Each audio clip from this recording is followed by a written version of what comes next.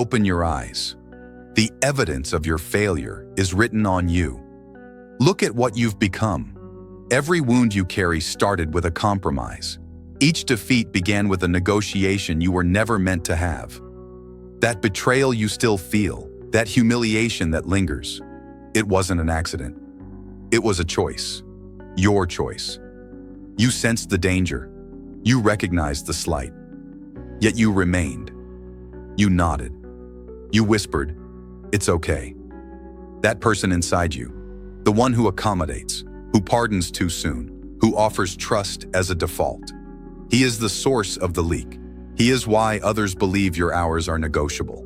Your value is optional. Your decency is a public utility. You don't require another inspiring speech. You need an ending. You need to lay to rest the part of you that offers third chances to those who forfeited their first. You must execute the pliability that traps you in loops of near victory. The universe isn't malicious. It is practical. It filters out the fragile.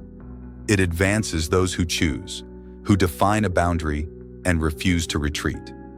So this is the moment. No more seminars, no more encouraging chats. You either terminate what you have been, or you will spend your existence observing more decisive individuals inhabit the destiny that was meant for you. Let's speak plainly. The adversary you've been battling isn't external. It's your reflection. It isn't your employer, your past partner, your relatives, or misfortune. It's the variant of you that witnessed the storm approaching and chose to do nothing. The one who consistently declared, perhaps later, who continued to have faith in those who displayed their disloyalty up front, who made accommodations for scenarios engineered to dismantle him. That is the variant that must cease, because until it does, you will replay the same chapter endlessly, merely in a different costume, with different actors, committing the same errors under fresh titles. The reality is severe. You were never cursed by luck. You were lacking in rigor. You were excessively patient with average results, too accepting of disregard, too settled in a familiar anguish. You labeled it being virtuous. It wasn't virtue. It was fragility masquerading as ethics. You aspired to be honorable, but honor without limits is merely slow-motion ruin. You desired tranquility, but peace without authority is captivity. This is why your existence remains unchanged by inspirational posts or uplifting content. Because the individual consuming them is identical to the one who repeatedly violates his own code. And until that component is gone, all the knowledge on the planet is meaningless to you. The time has come to point the blade inward, not in loathing, but in self-regard. To analyze the segments of you that exist only to keep you limited. Reflect on every act of treachery that scorched you. Identify the sequence. Before anyone else failed you, you failed yourself. You noticed the warning signs, but you were hooked on possibility. You observed the disrespect, but you were too terrified to leave. You detected the falsehoods, but you needed to accept them because reality would demand you move. And movement, that is what you've been evading your whole life. A philosopher once observed that humanity is propelled by two engines, affection and dread. You've attempted to navigate your path using affection when the realm only acknowledges dread, not panic, but a formidable, unshakable certainty that gives others pause before they challenge you. That certainty doesn't originate from studying or discussing strength. It is born from the demise of the former self, the one dependent on being accepted, the one frantic to be comprehended. You cannot construct a kingdom on regrets. You cannot ascend by attempting to persuade the world of your goodness. You ascend by accepting that you will be misinterpreted. You wish to understand the genuine sensation of betrayal. It isn't when someone is unfaithful or dishonest. It is when you grasp that you've been operating beneath your own capacity, knowing fully you are capable of far more. That is the betrayal that consumes you in the dark. So halt the phrases, "I'm improving myself." Stop declaring, "I'll arrive eventually." There is no eventually. There is only this instant. From this point on, you must be merciless with your own cycles. Every time you agree when your core disagrees, recall this. Every time you permit someone to devalue your time, you are nourishing the phantom of your prior self. And that phantom does not deserve another sunrise. You must deprive it through regimen, through quiet, through withholding, through rising before dawn, acting with intent, and eliminating anything that doesn't align with your trajectory. You must make your history uneasy, so uneasy that it perishes, pleading for the old comforts you will never provide again. That is what rebirth is. It is not magical. It is technical. You dismantle what is obsolete and you reconstruct from the remains of understanding. Stop excusing behaviors that shatter your calm. Stop glorifying the hardship. Stop being sentimentally devoted to your own frailty. You do not require more self-sympathy. You require answerability. You do not require more serenity. You require benchmarks. You do not need to feel improved. You need to become improved. Observe your surroundings. The world was forged by those who ended what they were, those who converted their agony into force, their disgrace into order, their apprehension into methodology. You can do the same, but not while you continue to protect the old version as if it is worth preserving. It is not. It is the reason you are stagnant. So tonight, conduct the ceremony in quiet. No rituals, no eulogies. Just you seated with the truth you can no longer ignore. Who you were is finished. Who you elect to be starts now. Authority does not commence with action. It begins with restraint. Everyone near you is clamoring, performing, overexposing, pursuing notice like supplicants at a banquet. They crave to be observed, heard, affirmed. But authority doesn't need a crowd. It doesn't proclaim itself. It doesn't clarify. It simply is. Substantial, silent, irrefutable. Your quiet must not be mistaken for impotence. It is groundwork. It is your retreat from the din where common people erode their advantage. The former you spoke excessively. He disclosed his aims, his sentiments, his every shift. Believing transparency forges bonds. But transparency without design forges exposure. Every syllable you utter is a trail someone can follow against you later. The instant you justify yourself, you deliver a chart of your feelings to the world. And once people can anticipate you, they can steer you. Silence renders you unforeseen. It causes others to question your thoughts, your incentives, your boundaries. It converts enigma into protection. And in the contest for influence, protection matters more than compassion. That thinker wrote that a leader must learn when not to be gentle. He meant you must learn when to conceal your kindness, when to veil your aims in quietude, because good individuals who cannot remain quiet become prey. Their candor invites misuse. You want to cease being undervalued? Begin retaining. Vanish from debates that lead nowhere. Withdraw from those who constantly demand clarifications. Cease defending yourself to those who have already settled on their opinion of you. Let them speak. Let them speculate. Let them invent narratives about you. Because when people fill the silence with their own conjecture, they inevitably overstate your potency. That is the contradiction of quiet. It amplifies your presence. When you stop replying, your absence resonates louder than their clamor. Your stillness becomes a declaration. The one who speaks the least invariably steers the exchange because everyone else is reacting to what he might be contemplating. And in that space, between what they know and what they don't, resides supremacy. When you are silent, others project onto you. They presume you are tougher, wiser, more detached. They begin measuring themselves against what you haven't expressed. They start striving to impress you, to demonstrate something to you. And without exertion, you've altered the balance in your favor. That is how authority is formed, not by volume, but by mass. But silence isn't merely about not talking. It's about not seeping. Stop detailing your plans. Stop proclaiming each new advance. Operate unseen. Let your deeds arrive without preamble. You don't need to announce, "I'm evolving," disappear for half a year and return transformed.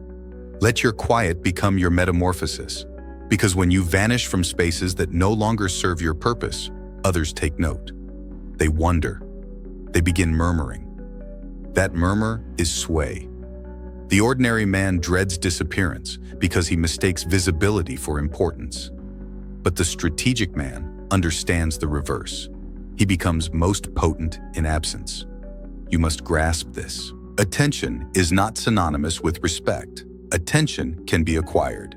Respect must be merited through restraint. The world listens differently to those who speak less. Every word gains weight. Every silence becomes an examination. That is how you reprogram your environment to treat you as command, by teaching them that access to you is earned, not granted. So stop being accessible to all. Stop responding immediately. Stop explaining your quiet to those who never warranted your speech in the first place. Your old self occupied every silence out of insecurity. Your new self holds quiet like a weapon, honed, intentional, tactical. And when you re-enter the room, speak with finality. Speak as one who has already decided. Speak as if silence has trained you. When others yell, you compute. When they chatter, you watch. When they pursue relevance, you construct endurance. The loud crave affirmation. The silent generate impact. Remember this, the most formidable figures in history weren't the ones who bellowed. They were the ones who observed, waited, and acted once. Clean, exact, and absolute. Vanish for a period. Let the noise forget your name, then return. Not to prove a point, but to demonstrate a conclusion. Because silence isn't withdrawal, it's rearming. Feeling is the tether that keeps capable men on their knees. No shackles, no dungeons, just invisible cords woven from obligation, connection, and the need for endorsement. That is how you are managed. Not by force, but by accessibility. By them knowing what unsettles you. Detachment doesn't mean you cease to feel. It means you cease to be governed by what you feel. It's not an emotional void. It's emotional governance. And without it, every accomplishment will eventually be held ransom by someone who knows which strings to pull. Let's begin with the truth. You've been taught to believe loyalty means persistence, that if you care, you must endure, that departing renders you unfeeling. That is the deception that has kept you fixed in unbalanced devotion, giving everything, receiving scraps, persuading yourself that agony equals meaning. It does not. It simply means you are emotionally foreseeable. And foreseeable individuals are simple to manage. Your feelings, rage, fondness, longing, remorse, they are instruments. But in your previous existence, you distributed them to everyone. You allowed people to incite you, divert you, guilt you into compliance. You became emotionally insolvent, expending energy where there was no return. That ends now. To detach is to reclaim your internal reserves. It is the discipline of emotional austerity. Speaking less, reacting less, caring with discernment. It is the science of preservation. Every dynasty, every enterprise, every personal domain falls for one cause: emotional spillage. Someone becomes too invested, too reactive, too reliant. The higher they rise, the harder they descend, not due to foes, but due to bonds. That philosopher stated, a leader must learn to act against mercy, against trust, against compassion when required. That doesn't imply brutality. It implies lucidity, the capacity to do what must be done even when your emotions plead with you not to. Detachment is not indifference. It is command. It is the ability to refuse when your entire being desires to consent. It is the discipline to walk from familiar turmoil, to select peace over remembrance. Here is the truth. Most individuals you deem significant are merely routines in human shape. You don't love them. You are addicted to their sequence. The constant oscillation, the pursuit of validation, the drama that makes you feel present. You confuse agitation for linkage. To detach is to break that dependency, to witness your sentiments without following them, to look at the person who provokes you and state, I see your maneuver and I choose inaction. That is power. But detachment doesn't mean seclusion. It means engagement on your conditions. You still form connections, but now they serve your heading. You offer warmth, but never dependency. You listen, but never ingest toxicity. You care, but never hemorrhage for the thankless. The key is to administer your emotional economy like a financier. No withdrawals without equitable deposits. Every dispute, every kindness, every apology expends energy. Begin charging interest. People regard emotional space. They may not favor it, but they comply. Because space creates structure, and structure creates order. When people comprehend your limits, they cease testing them. When they cannot predict your reactions, they proceed with caution. That is the silent dominance of detachment. You don't need to raise your volume or threaten anyone. Your control emanates from your restraint. When someone attempts to manipulate you, pause. Don't rationalize. Don't defend. Merely observe. Quiet always outlives disorder. The moment you stop reacting, the game concludes because manipulation thrives on involvement. You must train this like a muscle. Start minor. Disregard provocation for a full day. Delay replies to charged messages. Exit arguments where victory gains nothing. Each act of restraint forges armor around your focus. Soon, you will notice something remarkable occur. You begin to feel impervious. Not because the world grew gentler, but because you stopped being available for its foolishness. The old variant of you responded to everything. The new variant watches, calculates, and strikes only when essential. That is evolution. When impulse perishes and methodology is born. Recall, detachment is not emptiness. It is lucidity sharpened to a cutting edge. It is how you shield your domain, your vitality, and your mind from emotional scavengers. Ultimately, every commanding person you admire mastered this craft. They learned to appear human while operating like engineers, navigating chaos, unaffected, controlled, deliberate, and so must you. If you desire authority, peace, and longevity, you must learn this strategic truth. You can love profoundly, care intensely, and still depart without delay. That is not cruelty. That is command. Detach or be pulled down. After you end who you were, you stand in stillness, detached, firmer, more resolved. But what follows? You cannot exist on defense permanently. You cannot merely protect peace. You must design the terrain. This is where methodology commences. The feeble react, the resilient foresee. The influential don't engage battles, they compose them. That thinker didn't admire raw strength. He admired accuracy, the capacity to interpret chaos and render it predictable. He understood that survival belongs not to the loudest, but to the one who moves first in the intellect. Every empire begins in thought. Every collapse begins in impulse. And the distinction between the two is methodology. So what does it mean to command the game? It means you cease playing by the rules provided to you and start authoring your own. In your former life, you responded. You awaited opportunities, guidance, sanction. You inquired, what should I do? But methodology doesn't ask. It observes. It studies motives, sequences, timing. It doesn't confront directly. It envelops. Let's deconstruct it. Step 1. Intelligence. You cannot command what you don't comprehend. Listen more than you speak. Watch what people repeat. Their habits are schematics. Their vulnerabilities are access points. Information is the genuine currency of influence. It's how you predict moves before they are executed. Step 2. Placement.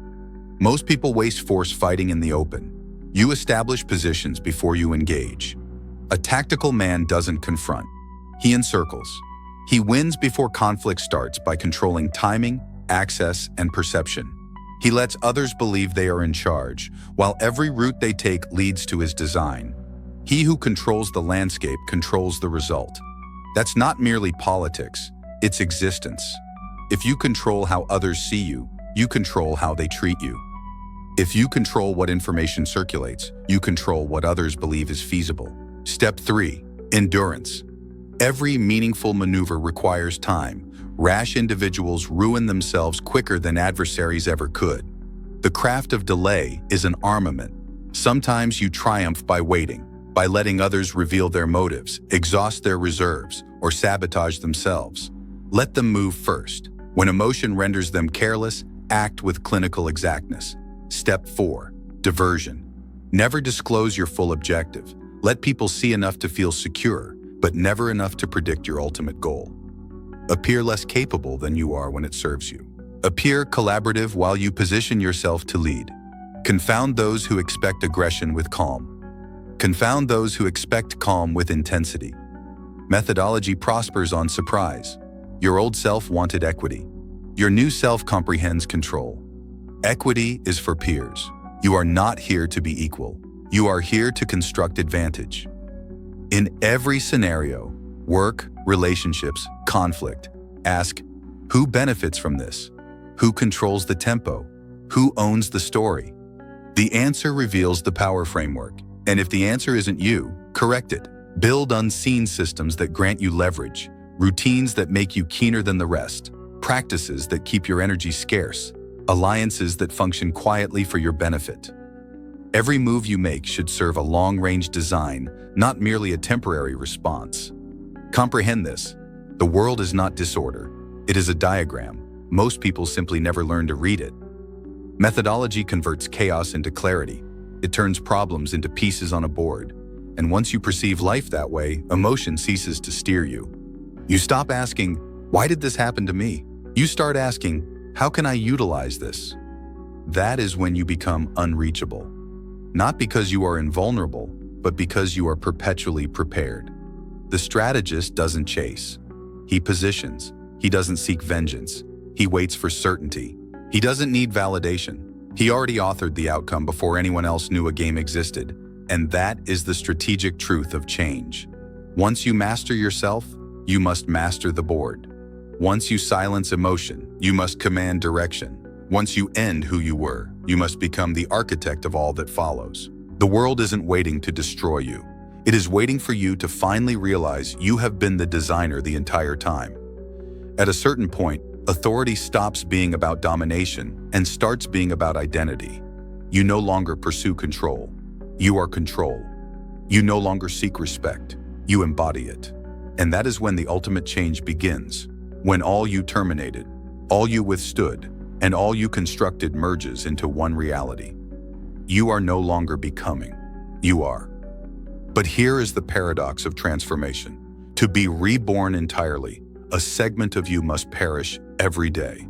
The fragile die once by situation. The potent die many times by choice. Each dawn, you bury delay. Each dusk, you kill comfort. That is how sovereigns stay acute in realms constructed on decay. Your old self revered survival. Your new self directs evolution. Understand this. Survival is what the average man does when he has exhausted his purpose. He clocks in, scrolls, laments, waits, repeats. His tale is over, but his body continues walking. He is a specter wearing an identifier. The strategic man rejects that destiny. He selects a different death, one that incinerates, refines, and purifies. To die standing means to never kneel to fear again. It means when the world pushes, you don't withdraw, you plant your stance deeper.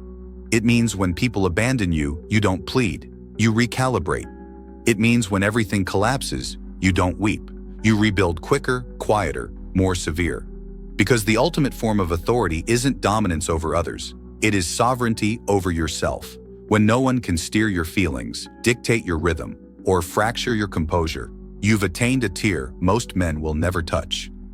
That thinker said, men must either be embraced or eliminated. Apply that not to others, but to your own mind. Embrace what fortifies you. Discipline, vision, poise. Eliminate what weakens you. Doubt, attachment, apology. That is the internal autocracy you must institute. Govern your instincts like a ruler governs his land. Here is what they don't reveal about rebirth. It is solitary. Power isolates you. Order distances you. You will outgrow individuals who cherish the weaker variant of you because your quiet disturbs their disorder. They will label you cold, arrogant, heartless. Let them. They are describing the temperature of command. You don't need to explain your evolution. You don't need spectators. You just need to continue walking through misunderstanding, through monotony, through resentment. Because one day, those same individuals will observe you and realize you didn't alter. You evolved. You ceased bleeding for what wasn't yours to repair. You ceased proving yourself to people who couldn't maintain pace. You ceased apologizing for ambition. That is what ending who you were truly signifies. It is not violence. It is clarity. It is not cruelty. It is consequence. You stop negotiating with fragility. You stop explaining your standards. You stop waiting for rescue. And in that relentless quiet, the old world dies, and a new one forms under your directive. To die standing is to accept that peace is not comfort, it is command. You sleep lightly, think profoundly, move accurately. You don't beg for things, you position for them. You don't chase opportunity. You build gravity so intense it pulls opportunity inward. You become the calm in every tempest, not because you are immune to chaos, but because you've mastered the architecture of it. People sense it. They defer without knowing why. They modify their tone, lower their volume, second-guess their impulses. That is not intimidation. That is presence refined through ordeal. And yet the truly commanding never boast about it. They've witnessed too much to care about proving it. When you've reconstructed yourself from your own remnants, approval becomes irrelevant. Only legacy persists. So construct one. Something that outlives a claim. Something that doesn't perish when you do. That is the ultimate strategic secret. Power is temporary, but structure is eternal. The man who dies standing leaves behind architecture, systems, order, memory. He doesn't live for validation. He lives for permanence. You can start today, not tomorrow, not next month, right now, by refusing to kneel to the same fragility that ruined you before. You've already ended who you were. You've already burned through comfort, emotion, and noise. Now, there is only one thing left to execute. Stand and never fall again. Because authority isn't about ruling others. It's about never surrendering yourself. Die standing and let the world remember who constructed their silence. There comes an instant after every change when you recognize something peculiar. You no longer crave the clamor you once lived for. You no longer care to prove, dispute, or explain. You've traveled too far, too deep. You've crossed the threshold between desiring authority and becoming it. This is the stillness after the campaign, the kind no one describes to you. You'll notice people begin observing you differently. Some will respect your concentration, others will call you detached. They won't grasp that you didn't change to impress them. You changed because survival required it. The truth is, no one celebrates transformation while it's occurring. They only respect it when it's complete. When the distance between who you were and who you are becomes too vast to disregard. They'll murmur your name like a mystery, attempting to decipher what you did differently. But they won't discover the answer because the answer isn't in what you did. It's in what you terminated. You terminated the delay. You terminated the justification. You terminated the dread that made you ask for authorization. And from that end, something timeless was born. Self-command. Now you walk through existence differently. You don't pursue, you attract. You don't explain, you implement. You don't argue, you decide. That is the true meaning of ending who you were. It's not about hatred, it's about ascent. You outgrew the identity that kept you common. You stopped bargaining with your potential. You finally became what the world always cautioned you not to be: autonomous. Autonomy is not peace, it is duty. It means you stand alone, aware that no one is arriving to rescue you. It means your triumphs and your failures are your own. It means every day you awaken with the burden of your decisions and the fortitude to bear them. That is what separates the commanders from the commanded. Most individuals want liberation, but few can tolerate the solitude that accompanies it. Because the higher you ascend, the quieter it becomes, the colder it feels, the fewer people comprehend you. But that is the price of self-regard. The quiet at the summit isn't loneliness. It is the sound of peace. It is the reward for every night you battled yourself and prevailed. So if you've arrived here, if these words ignited something within you, understand this. The voyage doesn't conclude with rebirth. It commences there because ending who you were isn't the finish line. It is the starting point of your domain. From here, you don't seek validation. You create framework. You don't react to life. You direct it. You don't fear conclusions. You use them as methodology. You've learned how to fall, vanish, detach, command, and build. Now it's time to live by those principles quietly, ruthlessly, deliberately. And when you do, when your quiet begins to unsettle rooms, when your presence bends results, when people sense your name before they hear it, that is when you'll know the change is complete. You've ended who you were. Now the world answers to who you've become. If this message connected, if you felt something turn, don't merely continue, act on it. Because this isn't inspiration. It's an alert. Remain pliable and the world will consume you. Harden yourself and it will serve you. If you're ready to keep advancing, if you're ready to go further, subscribe to the channel Winds of Thought. Join those who selected order over sentiment, authority over sympathy, and quiet over clamor. Because here, we don't chase greatness, we engineer it. Peace through unwavering peace. Welcome to the subsequent phase. And recall, never grieve the former you. He had to end so you could finally live.